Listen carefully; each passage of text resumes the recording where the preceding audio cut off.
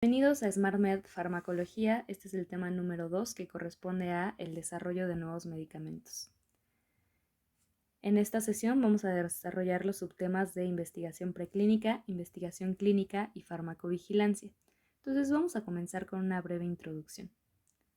Para que nosotros desarrollemos un nuevo fármaco necesitamos pasar por una serie de procesos que valoren si este nuevo fármaco es eficaz y es seguro para que el paciente pueda utilizarlo. Entonces, ¿cuáles van a ser todos estos procesos? Prácticamente nosotros tendríamos 3 investigaciones, que va a ser la química, la preclínica y la clínica. Entonces, alrededor de 10.000 moléculas se crean o se descubren en lo que sería la investigación química. Y esto es pues muy relevante porque imagínense que de estas 10.000 moléculas prácticamente nosotros vamos a terminar con una sola molécula en la mayoría de los casos, que va a ser pues nuestro nuevo producto o nuevo fármaco prácticamente.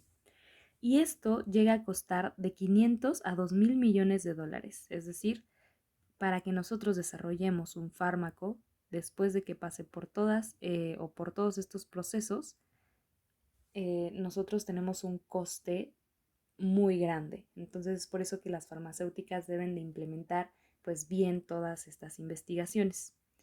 Entonces, en la investigación química ya quedamos, se desarrollan alrededor de 10.000 moléculas. Cuando todo este proceso pasa, llegamos a tener 250 moléculas cuando iniciamos la investigación preclínica. Y cuando todo este proceso se concluye, alrededor de 10.000 moléculas, de alrededor de 10 moléculas llegan a pasar a la investigación clínica. Entonces, ¿qué se hace en cada una de estas investigaciones? Bueno, en la investigación química, como ya mencionamos, prácticamente se da el descubrimiento de nuevas moléculas o incluso su creación, ahorita lo vamos a ver más adelante, para su posible uso como fármacos. En la investigación preclínica prácticamente van a ser estudios que se centran en animales y en la investigación clínica ya vamos a tener estudios pero en humanos. Ahora, después de que nosotros pasamos esta investigación química, vamos a tener a la investigación preclínica. Cuando esta investigación preclínica es satisfactoria, lo que va a pasar es que nosotros tenemos una solicitud de IND, que en inglés sería Investigational New Drug. Prácticamente va a hacer referencia a la investigación o una solicitud que se aprueba para la investigación de un nuevo producto. Posteriormente, cuando se da la solicitud, nosotros pasamos o podemos tener el derecho de acceder y de continuar con los experimentos en la investigación clínica. Cuando esta investigación clínica es satisfactoria, nosotros tenemos que debemos de pedir a la FDA se redacta, como tal la farmacéutica redacta una solicitud de NDA, que es New Drug Application. Prácticamente es una solicitud para un nuevo fármaco, un nuevo fármaco. Y después de que esta solicitud es aceptada, lo que pasa es que vamos a poder nosotros hacer la comercialización del producto. Y obviamente necesitamos tener una vigilancia a nivel de población heterogénea a nivel mundial para saber algunos efectos adversos si es que llegan a haber, que casi en la mayoría son pues raros, porque todos estos efectos adversos muy probablemente ya se estudiaron los más comunes en investigaciones posteriores, pero ahorita vamos a ver eso. Ahorita nada más me interesa que se queden que necesitamos, para el desarrollo de un nuevo fármaco, necesitamos pasar por 3 investigaciones muy importantes: química, preclínica y clínica. Para pasar de la preclínica a la clínica necesitamos una solicitud que es Investigational New Drug, y cuando nosotros terminamos la investigación clínica necesitamos una solicitud NDA, que es New Drug Application. Entonces vamos a iniciar con la investigación química. En esta ya quedamos que prácticamente su objetivo es descubrir nuevas moléculas para su posible uso como fármacos. ¿Cómo lo hacemos? Bueno, pues prácticamente podríamos generar moléculas nuevas, y esta es la vía menos común. ¿Por qué? Porque literalmente es sintetizar moléculas pues que no se habían conocido, y obviamente esto es más complejo. También podríamos, a partir de moléculas viejas o ya conocidas, ¿no? Pues tal vez podríamos, no sé, cambiar algunos enlaces, por ejemplo, y pues prácticamente tendríamos algunas distinciones en lo que sería el fármaco y podría ser este más eficaz o más seguro. También podríamos crear moléculas análogas, es decir, nosotros ya conocemos la estructura de una molécula, sin embargo, por X o Y razón puede ser que no sea, no esté sintetizada aún y lo que nosotros hacemos pues es hacer análogos, nosotros estudiamos la estructura de esa molécula y prácticamente la replicamos. Ahora, también pues esta investigación química se encarga de investigar el uso de productos naturales, por ejemplo, plantas, hongos y animales.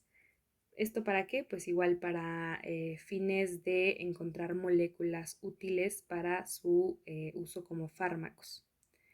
Ahora, ¿cómo nosotros podemos cumplir con estos objetivos de la investigación química? Bueno, pues necesitamos pasar por una serie de metodologías.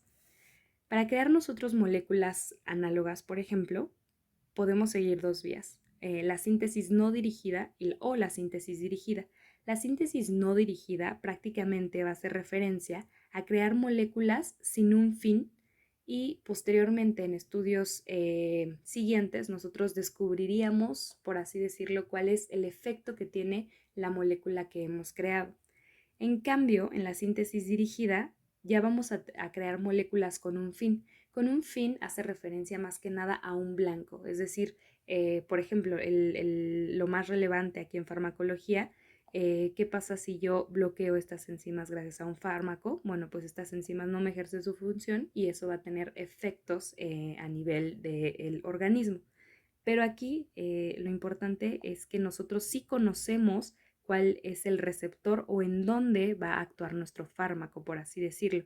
En cambio, en la síntesis dirigida no, o sea, simplemente podríamos decir que es como crear por crear. Entonces, esos son unos métodos. También nosotros tenemos a la biotecnología, la cual hace referencia a que va a utilizar organismos vivos para fabricar nuevos productos. Y estos nuevos productos, pues fabricados a partir de la biotecnología, justamente se van a llamar biofármacos. Entonces, otra vez, prácticamente biotecnología es utilizar organismos para crear fármacos. La mayoría pues utilizan bacterias. Ahorita vamos a ver un ejemplo muy relevante. Entonces, biofármaco, pues obviamente son los agentes terapéuticos que se producen, ya que damos por biotecnología, en lugar de la síntesis orgánica convencional, que son estas que les mencioné, de síntesis dirigida y síntesis no dirigida. Ahora, el fármaco más relevante, que fue el fármaco que se produjo, o bueno, la molécula que se produjo en primer lugar por una técnica que se utiliza en biotecnología que se conoce como técnica de ADN recombinante, fue justamente la insulina. Entonces, aquí en lo que consiste esta técnica es prácticamente que en nuestro DNA nosotros tenemos genes. Bueno, pues en estos genes nosotros tenemos uno muy importante que es el de la insulina. Aquí lo que pasa es que se utilizan enzimas de restricción que van a cortar específicamente en donde inicia y en donde termina el gen de la insulina para posteriormente instalarlo a lo que sería un plásmido. El plásmido es el material genético de las bacterias. Aquí lo que utilizaron fue una bacteria, específicamente E. coli, y posteriormente pues prácticamente pusieron o incorporaron el gen de la insulina a este material genético de la E. coli. Entonces, cuando la E. coli se replica, lo que pasa es que también va a replicar el gen de la insulina, el cual me codifica justamente para la molécula insulina. Entonces, así nosotros podemos prácticamente fabricar insulina en cantidades muy grandes. Ahora vamos a continuar con lo que sería la investigación preclínica.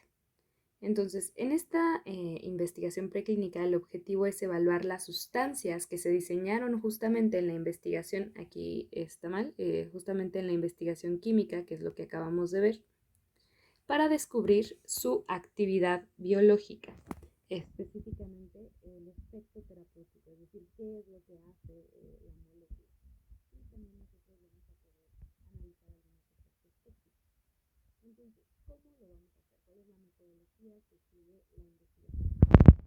El más relevante es el cribado, al cual también se le conoce como screening, en donde vamos a utilizar, o bueno, prácticamente este hace referencia a el uso de animales para que nosotros estudiemos estas sustancias químicas. Y su objetivo es identificar la actividad biológica de las moléculas que pues acabamos de crear o descubrir. Entonces aquí se podría decir que necesitamos saber a partir o de qué manera se crearon estas moléculas en la investigación química. Si estas moléculas se crearon con un objetivo en específico, es decir, tenían un blanco terapéutico, como les mencioné en el tema de las enzimas, lo que pasa es que vamos a utilizar un cribado específico. ¿Qué quiere decir esto? Que nosotros vamos a tener modelos experimentales específicos, es decir, por ejemplo, con una patología en la mayoría de los casos, y vamos a administrar la sustancia.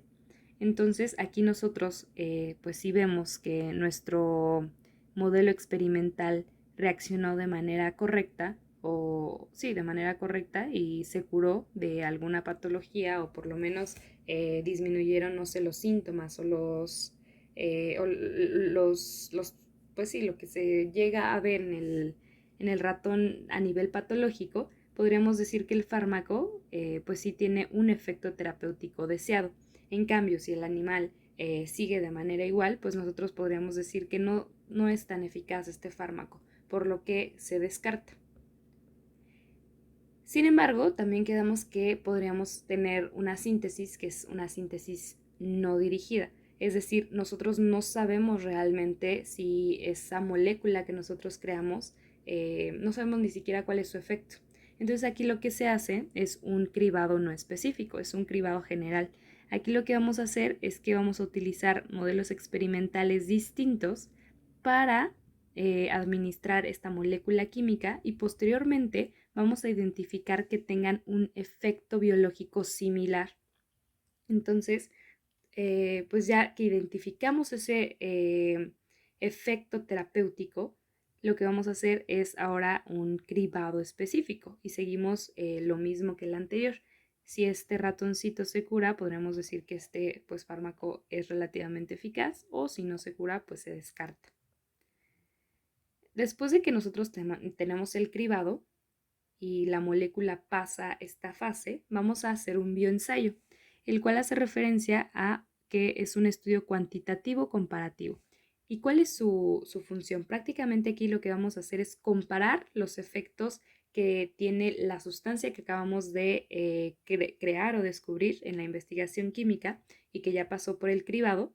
La vamos a comparar con pues prácticamente fármacos que ya existían. Entonces vamos a ver qué tan buena es la dosis respuesta e incluso también podríamos ver alguna farmacocinética de el nuevo producto. Entonces, los compuestos que salgan con una actividad biológica potencialmente útil, es decir, se nota que sí tienen un efecto que pues puede ayudar, van a ser sometidos a una siguiente etapa de la investigación preclínica, que son justamente los estudios